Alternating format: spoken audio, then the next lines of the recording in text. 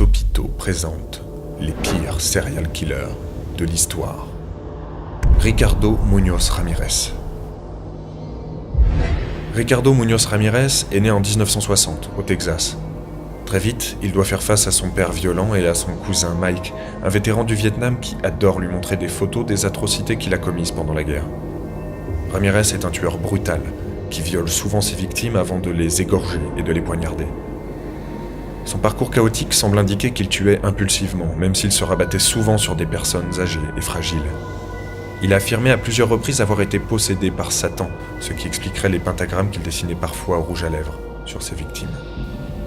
Gary Ridgway. Celui que l'on surnomme le Green River Killer, fut condamné pour 49 meurtres, même si on estime que son compteur s'élève au moins à 90 victimes. Fragile dès l'enfance, il revient de la guerre du Vietnam complètement maboule et obsédé par les prostituées.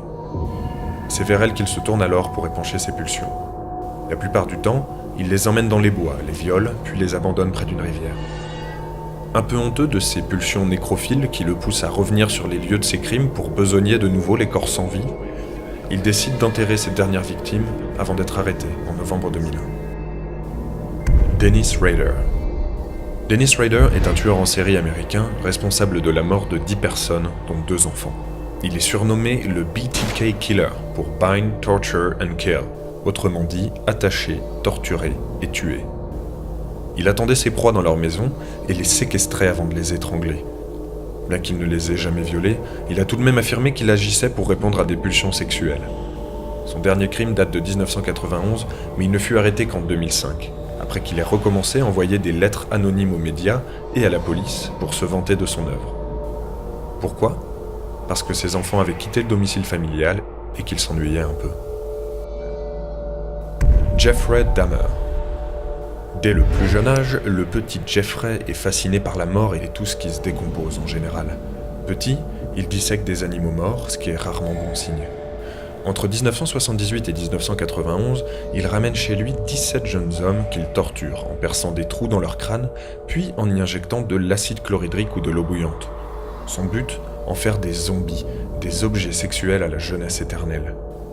Lors de son arrestation, on retrouva chez lui 4 têtes humaines, plusieurs mains et pénis amputés, des corps dans des bidons d'acide, des os humains, ainsi qu'un cœur dans le freezer.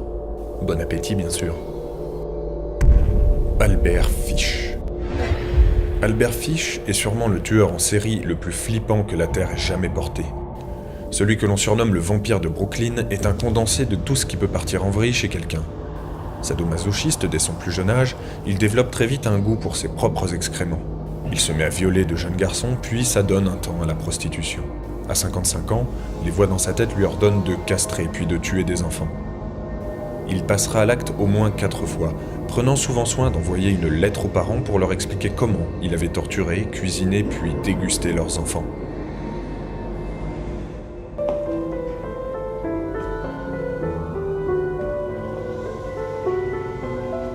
Good evening, gentlemen.